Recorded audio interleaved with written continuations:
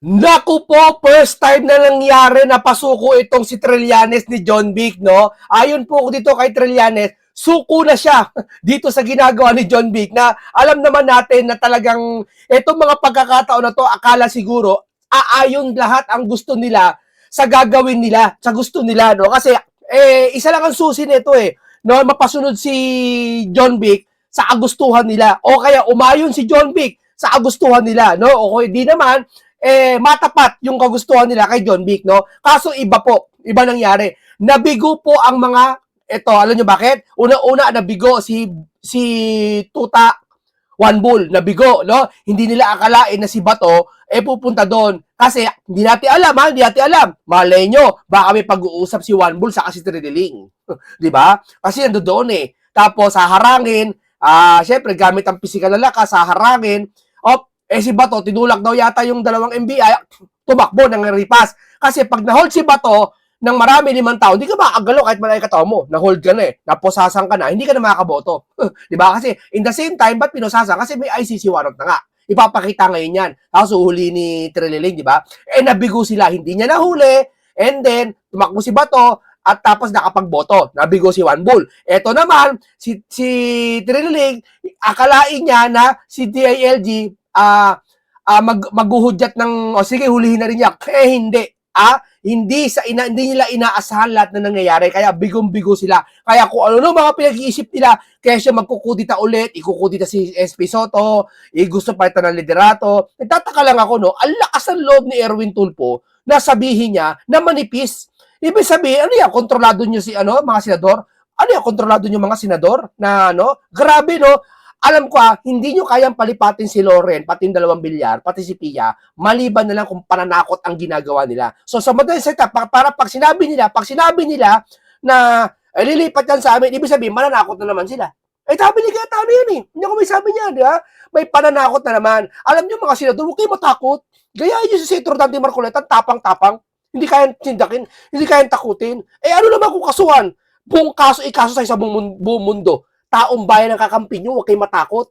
Di ba? Baka naman kasi nakakatakot, baka may lumipat na naman kala Buwan Bull Di ba? Papalitan na naman ng SP. Pag napalitan ng SP, wala na, katapusan na natin lahat. Ganoon lang kasimple yun. Di ba? Kaya dito po, talagang siguraduhin nyo na huwag kayo lilipat. No? Kasi bigong-bigo na ito mga to. Panoorin nyo po at sinabi ni Mr. Sen 3 na napasuko to ni John Vic. No? At si Sara rin, ibabalita rin natin, may binunyag si Sara kung sino susunod na uhulihin. At alam yung mga tungkol sa charge change kung bakit pa nagkakaganito na nangyayari ngayon, no? Ito po. Ako dito kay Secretary John Vic. If you think ako dito kay Secretary John Vic. If you think at one point hindi niya na he cannot top yung incompetence niya, talagang he keeps on outdoing himself. And grabe yun, sinabi niya kahapon, he's there to protect Bato. If you're there to protect Bato, ba't nakalusot sa'yo? Paano mo siya mapoproteksyonan? So, I give up on the guy. Diba no? Ay, hindi ba? Talaga, suko na siya, suko na. Dinismantle daw po nila yung Dragnet because may dahil nasa Senate na. And then ngayon, i-revive nila ulit yung alam mo, suko na ako dito kay Secretary John Vic. Narinig nyo suko na siya kay Secretary John Vic. Saan nakakita? Ngayon lang. Ito, sumusuko na po si Mr. Esentry kay John Vic. No? Huwag kayo suko. Di ba? Akala ko ba lahat gagawin mo? Di ba? Para makulong lang to sila Duterte at mga DDS. Because may dahil nasa Senate na. And then ngayon, i-revive nila ulit yung subpoena to investigate Senator De La Rosa on extrajudicial killings. What's the point of the subpoena? Yun na nga. Meron daw subpoena, pero nung nandoon na, kinancel yung subpoena. Ngayon, ito dito kasi nagtataka sila kay John Vic. Nung una, di ba, puhulihin si Bato, 10,000 pulis ita talaga. Tapos biglang binawi. Tapos may subpoena, biglang binawi. Ngayon, kakaroon na naman. Painggan nyo. Wala na, i-revive yung subpoena. Alam mo, at this point in time, hindi na ako na-frustrate kay Secretary John Vic kasi zero expectations na ako sa kanya So, yun na yun. 'Di ba? Napasuko siya ni John Vic. Hindi kasi 'di ba? Sabi 10,000 pulis nawala na, Sudpina nawala na rin, no? Tapos ito inaasahan niya makikipagkatulungan si John Vic sa paghuhuli, kaso hindi, parang lumalabas NBI lang anak pupursige na mahuli, no? Tapos protektado pa ng Senado yung sa custody, 'di ba? 'Di ba? Kaya bigong-bigo po sila ngayon. Hindi sila makapaniwala, si Sentry pati si School Bukol, hindi makapaniwala sa nangyayari. 'Di ba? Talon-talo sila ngayon eh. 'Di ba? Kaya nga ang pag-asa nila makudita ulit. Kaya ngayon 2 bilyar pati yung si Pia Cayetano malamang hindi na 'yan. Si Legarda, sana po tignan niyo po yung mangyayari. Huwag po kayo maniniwala diyan. Kung may panakot mang ginagawa po sa inyo, huwag po kayong baka kasi takutin si Legarda eh. Ang panakot kay Lebiste sa anak niya eh. Sa Solar tutuloy ipakulong o kakasuhan. Alam mo yung mga gayang hindi natin alam, baka may mga matitinding panakot nang nangyayari. No? Dito kay Villar naman, ata yung prime water, parang ganun yata, narinig, hindi ko alam, hindi ko sigurado. Wag po kayo matakot. Manindigan po kayo sa tama. Ano po ba ang tama? Ano po ba ang tama? Yung tama na kung saan nakita natin yung mali nung nakaraan. Di ba? Doon sapat na makita natin ang mali para malaman natin kung ano tama. Di ba? Ano ba yung mali na nakaraan natin nakita? Yun, hindi mag-iimbestiga. Di ba? Halatang-halata kinakampihan yung walang patawag, di ba? Doon pa lang talo na Pilipinas eh. Doon pa lang binabastos yun ang Senado eh, di ba? Binabastos nila. Sasabihin nila binabastos na yung Senado na naupo si Alan Cayetano, nabastos na Senado. Hindi. Hindi. Nabastos yung Senado kasi may sumugod. Di ba? Hindi sinasadya. Yung kayong liderato nyo nakaraan nila one ball, sinasadya nyo ang pamabastos sa Senado. Bakit? Kagusto na nakakarami na imbestigahan, wala nangyayari. Di ba? Nagsisigawan na nga kayo nila Senator Marcoleta dyan, pati si Pinky. Hindi ba kabasos na nangyayari na yun? Di ba? Kagustuhan ba ni Senator Marcoleta mabasos sa Senado? Ayaw! Kaso sila. Di ba?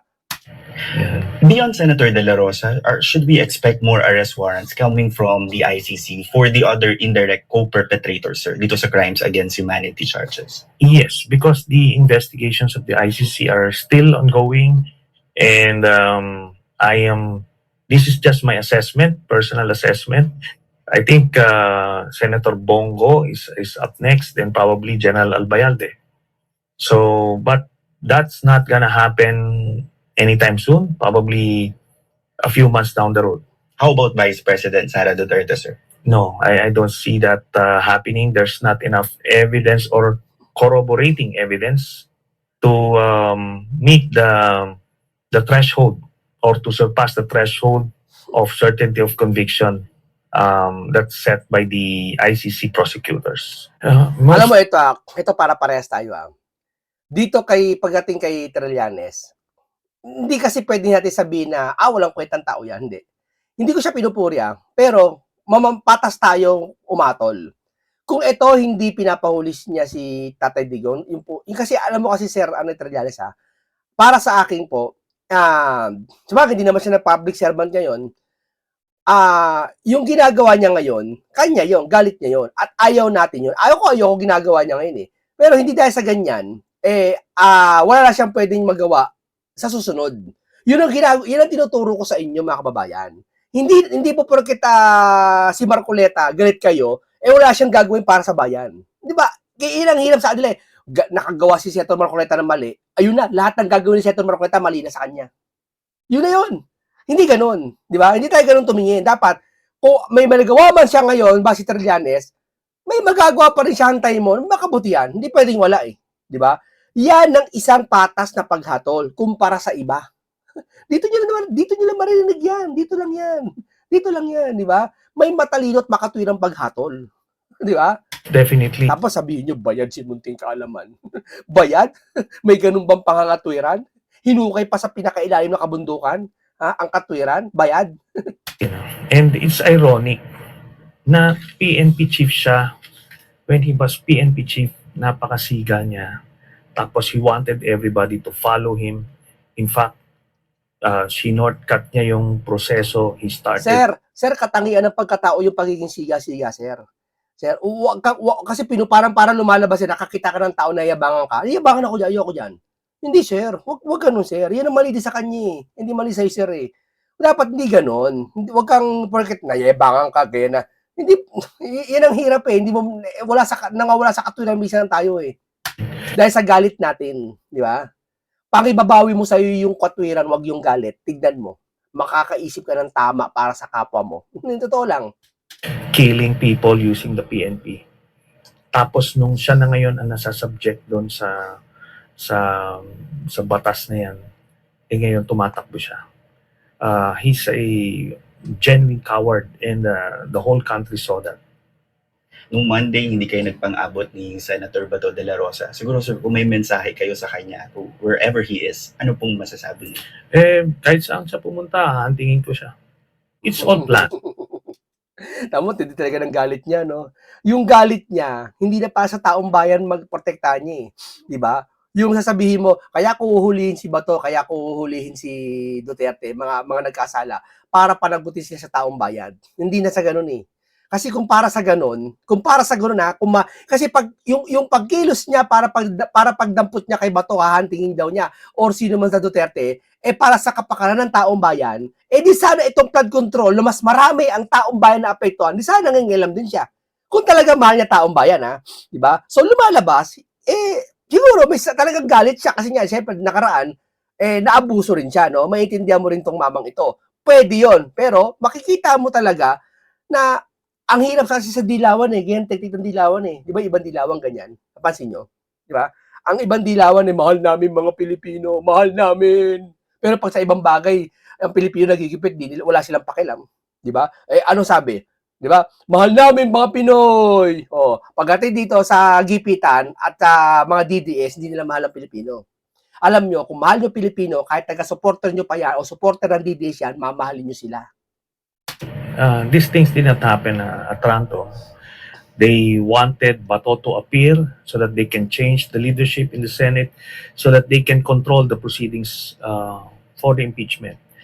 And you can not rule out anything at this point, because knowing Alan Cayetano, you will have to be careful, and you'll have to.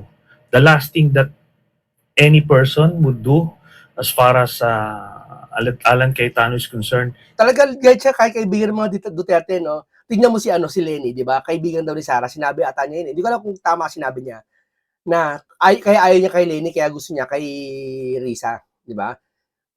Yun ang makikita mo talaga, yung galit niya kasi pinangingibabawan siya. Kaya yung katwiran niya tuloy, nawawala. Bilib na sana ako sa kanya, matapang siya dati. Kaso yung nakita ko yung galit niya, umaabot na sa kasugdulan yung galit niya, na wala na yung talagang katwiran. Is to believe him. So there was a scenario, and then they made sure that the media covered that situation, and it was broadcasted all over the world. And while after it happened, here comes the senators on cue, saying that the Senate was under attack. There was never a situation that the Senate was attacked by anybody. But that was to draw sympathy from the public and strengthen their position with the pending cases in the Supreme Court. Mm-hmm. So, sa dulo nito, sino, sir, ang makikinabang? Si Bato and the group of the Dutertes, especially in light of the upcoming impeachment. Talagang Duterte talaga, di tatanta ng mga Duterte, no? Kahit mga kaibigan, mga kaalyado, hindi maganda na, hindi na healthy. Ito, paigan po natin si Sara Duterte, si Inday Sara Duterte, tungkol dito sa mga nangyayari ngayon at reaction niya dito sa Senate siege di umano na naganap ng nakaraang Wednesday. Maraming salamat sa pagpunta ninyo sa Duterte Street para magpakita ng suporta kay dating Pangulong Rodrigo Duterte. Pinapaabot niya ang kanyang pagpapasalamat sa inyong lahat at lagi niyang sinasabi na... Hindi mo sabi, wala daw ibang ginawa si Sara pumunta sa dahig. Sinira niyo buhay ni Sara eh. Di ba? Magulang niya yun. Kung kayo, hindi kayo pagmahal sa magulang niyo, wala kaming pakialam sa inyo. Ito kasi mahal niya si Tatay Digong eh. Di ba? Talagang pinupuntahan niya talaga, nandiyan siya, kahit kapalit niyan, pinagdududahan siya ng taong bayan, na lagi na siya nandiyan sa Netherlands, wala akong magagawa eh, bugso ng damdamin yan eh, hindi niya pababayaan ng tatay niya, nandiyan siya, kahit ano sabihin niyo. may sarili opisina naman yan ng Vice President, nakakapagtrabaho yan kahit nandiyan yan. May mga staff na inuutos lang niya yan. Hindi katulad ng presidente yan, dapat ang presidente focus sa lahat. Huwag daw kayo magsakripisyo para sa kanya. Pero lagi ko din sinasabi na alam nyo na, lagi namin napapaabot yung ganyan na mensahe, pero tuloy-tuloy pa rin yung pagpunta niyo dito sa Den Haag at pagpapakita ng suporta sa kanya. Kaya maraming salamat. VP Inday, good afternoon. Kamusta po kayo ngayon, ma'am? Ano ba? Nalulungkot at nakakagalit yung nangyari yung nangyayari sa ating bayan ngayon. Lalong-lalo na doon sa pagpapakita ng disrespect sa institusyon ng Senado. Talaga. Can you expound further, ma'am, when you saw that mayroon talagang effort within the premises of the Senate, ma'am.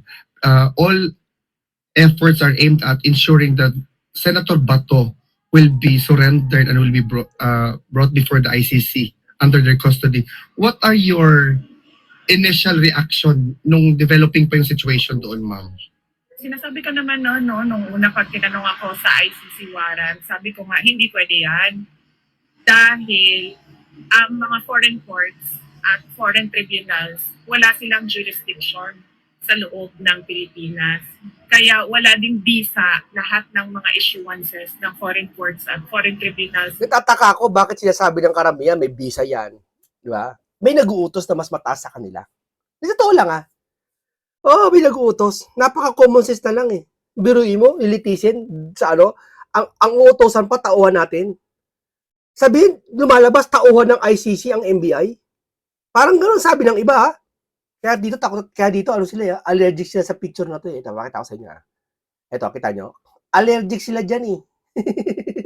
Di ba? Ano to eh, one pic, 1,000 word. 100 words lang. No? Dito mo makikita talaga na tumutugma yung hinala ni Trillanes na at iba pa na si John Vic daw apparently yata kamakampi. Kasi po si John Vic po, sabihin ko sa inyo si John Vic po, marami na nagsasabi ngayon hindi lang DDS pati yung ordinaryong mamamayang Pilipino na honest daw si John Vic. Ano yun? Sinasabi niya lahat, di ba? Sabi ko nga sa inyo, putok na putok yung narrative nila na si Madriaga daw pinuntahan ni Sara. Tapos bigla na mainit yung usapan na yun, bigla sumingit si John Vic. Sabi niya, ay hindi pumunta si Sara doon, hindi kinausap. Iba kinausap ni Sara. Hindi booking sila, di ba? Maraming ganun si John Vic na na nangyayari ngayon na kaya may nagsasabi pa, may susulong pa, sabi ko ulitin ko ulit. Yung vice president daw ito, pwede maging vice president si Sara to. Para lumalabas si John Vic ngayon, lumalambot na parang pupunta ngayon sa kabilang panig. Napapansin lang ng iba. Kasi yung ganito, kay Tory, hindi pwedeng ganito. Hindi yung makakanto si Tory ganito. Hindi yung mahawakan ng ganyan. Makikita mo talaga yung pagpapapapanig John Vic May pagkakaiba nangyayari ngayon. Pansinin nyo. Yung ihip ng hangin ni John Vic ngayon, iba. Sa ihip dati. Pansin mo? Dati bagyo yung ihip Ngayon hindi na. Ang ihip ngayon pang relax na. 'Di ba? Kaya dito marami sila naisip sa ganitong mga picture na sabi niya nga hawak mo na yung tao na pinoprotektahan nila, bakit di mo pa nahuli? Ba't natakasan mo pa? Yun ang sabi nila. Oo nga naman, no? Hawak mo na si Bato Yung gabi na yan, madaling araw na hawak mo na, diyan ka na Nasa custody nyo pala ba't tatakasan kayo? Ano ibig sabihin? Kaso wala Siyempre, di ba? Isa lang ibig sabihin yan. Ito lang kung naniniwala kayo pinagkaloob ng Panginoon Diyos yan, ganyang pagkakataon. Niloob yan, kumbaga niloob. Bakit? Alam kasi ng Panginoon na mali yung ibang lahi papakuha mo, kahit sa Biblia di ba? Etong bayan na to, dito lang sa bayan na to. Huwag ka lalagpas sa ibang bayan. Di ba? Dito lang sa bayan mo. Di ba? Doon sa ibang bayan, iba na yun. Di ba? Hindi nila intindihan yan. Sa Pilipinas, maliban na lang kung ipasok yan sa loob ng local courts at yung local courts ang mag-issue ng kanyang sariling Philippine order base doon sa mapag-usapan sa kaso. Yun ang dapat na proseso. Dahil kapag sinasabi mo na pwede yan sa isang Republic Act, masasagasaan niya yung rights ng isang accused na nasa Bill of Rights natin na protektado ng Constitution natin. Ibig sabihin, nababiolate yung rights ni Senator Bato de la Rosa. Hindi lang, violate yung rights natin mga Pilipino na pwede pala yun, no? Na napatunayan sa under ng jurisdiction dati ng ICC na nasa atin pa, nakasali pa tayo sa Rome Statute ata yun. Ibig pala sabihin lahat ng Pilipino na kagawa ng maraming pagkagurgur, pwede mo isumbong sa ICC ngayon kung naaawak pa nila yung panahon na yun. Pwede pala yun. Halimbawa, isang mangingisda dyan o isang vendor dyan, nakagurgur siya ng napakaraming tao, hindi naman, no? Na napakasarap, kasi hindi naman tama yung pagurgur, no? Hindi tama yun. Napakasarap ng tao na yon na makulong dito sa Pilipinas, na makita mo na pinananagutan niya na dito siya nagkasala. Pero padadali mo sa ibang bansa, hindi na para maging masaya yung mga biktima. Kawawa sambayan ng Pilipino. Dahil sila ang yung soberenya nila. Hindi kasi sila alam nito mga ang soberenya mga kaibigan eh. Hindi nila alam. Hindi nila alam paano pahalagahan. Tamo hindi nila alam paano pahalagahan yung soberenya ng Pilipinas. Tapos sasabihin mo, mahal nyo Pilipino, mahal namin Pilipinas, ipaglalaban namin sa China, ang soberenya ng Pilipinas, laban sa China. Kunwari, mahal nila. Pero yung soberenya sa ICC, hindi nila inisip. So hindi peke, hindi totoo. At nakita na natin noon. Kaya nga, di ba, nung nangyari yung pagkidnap kay dating Pangulong Rodrigo Duterte, sa paningin ng buong mundo, ang tawag nila doon ay extraordinary rendition. Tama. Hindi yon surrender. Kasi sa pilitan mong kinuha yung isang tao sa bayan niya at dinala mo sa ibang bayan. Kaya yun yung opinion at paningin ng buong mundo sa nangyari noon. Ganyan din yung sinusubukan nilang gawin ngayon kay Senator Bato de la Rosa. At hindi nga yan. Hindi siya pwede. Dahil meron tayong constitution na sinusunod. Lahat naman sila nagsasabi, di ba, na para tayo sa constitution. Pero kapag ang administrasyon na ang gumalaw, wala nang constitution, wala nang batas, puro na lang pang-aabuso, pananakot at dahas.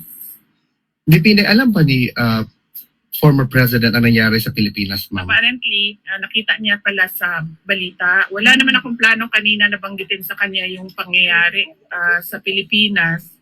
Pero lumabas sa news at nakita niya pala sa kanyang TV. Kaya pag upo niya, tinanong niya kaagad anong kaguluhan ang nasa Senado. So sinabi ko sa kanila na yun nga, pinipilit ng administrasyon na kunin si Senator Bato de la Rosa.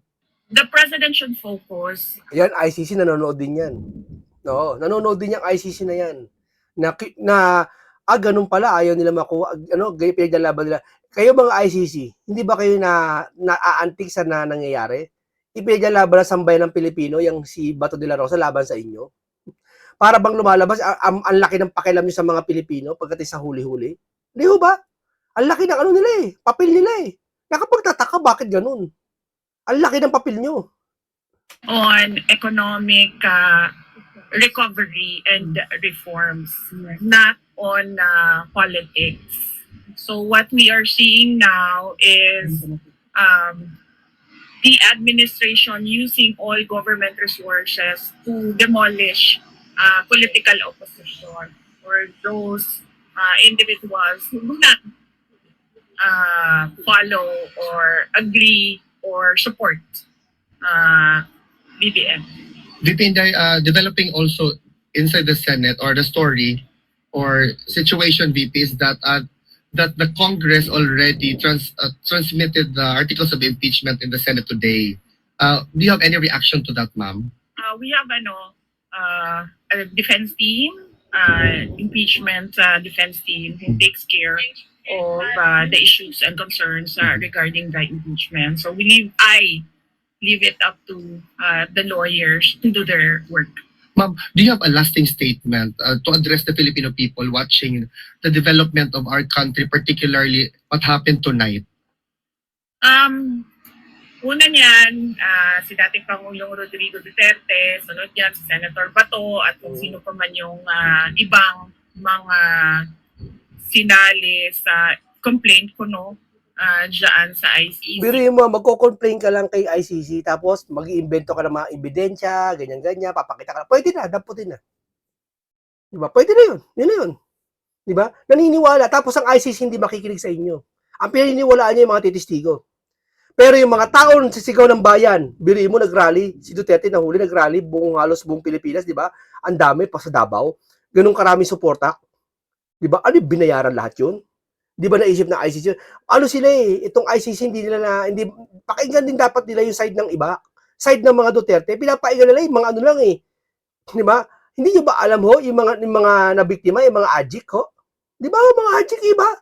Hindi nila ano yun. Ang sunod yan ay charter change dahil Nako, charter change na susunod. hindi na naman na madidinayan ni BBM kasi doon sa bago niyang interview sa Bloomberg, sinabi na niya doon na kailangan pag-usapan ng charter change. Nako. Pag pinag-usapan natin ang charter change, ibig sabihin yan, hindi na yan bababa sa pwesto Nako. ni BBM. At yan din ang sinabi ni President Duterte kanina. Sabi niya, Pilipinas, mag-ingat kayo kasi hindi na yan aalis sa pwesto niya. Nako. Di ba? Hindi, si Pangulong Duterte yan, alam mo naman yung matandang yon, nakakapanghula yan, kala mo nakakapag-predict ng mangyayari. Maraming salamat, VP. Yes, at ang sunod niyan ay yung impeachment. Okay. Ma'am, yung business po na nangyayari sa natin sa executive, may mga kababayan po tayo na parang ang paniwala po nila ngayon is nagiging martial law na po ang Pilipinas. Natatakot na po sila sa parang security nila dahil parang ang gulo-gulo na po ng politika sa Pilipinas. Ano pong mensahe rin sa mga kababayan? Totoo yun, magulo ang ating bayan na hindi naman sana. Nagkakagulo lang tayo dahil kay BBM. Yes. Thank you, VP. May sariling kay Senator Bato de la Rosa. Kay Senator Bato de la Rosa, kahapon nagkausap kami pero naikli lang yung pag-uusap namin kasi meron silang meeting na ginagawa. Kanina, tumawag siya sa akin. Unfortunately, hindi ko nasagot yung tawag niya. Nung tumawag ako ulit, ay hindi na siya nakasagot. Meron akong nakausap kanina na nasa loob ng Senado pero hindi pa nangyari yung kaguluhan. Hindi pa nangyari yung putukan. Papasok na kasi ako kanina dito sa ICC detention unit kaya hindi ko na follow up yung tawag ko kay Senator Bato de la Rosa. Hindi na kasi siya nakasagot. Maghahanap ako mamaya ng tao na pwede kasama niya or pwedeng kumausap sa kanya para matanong kung paano magbigay ng suporta o ano yung mga kailangan niya na pwede namin itulong sa kanya paano magbigay ng suporta sa kanya. Thank you. Okay, maraming salamat po sa inyo. Hanggang dito lang po tayo. Nabusog ko naman kayo ng bagong kaalaman. Isang komentaryo na puno ng karunungan at isang mastusasyang pag-uusap at isang makabuluhan talakayan na naman po ang ating hatid sa inyo. Maraming salamat. Ingat lagi kayo. Paalam sa inyong lahat.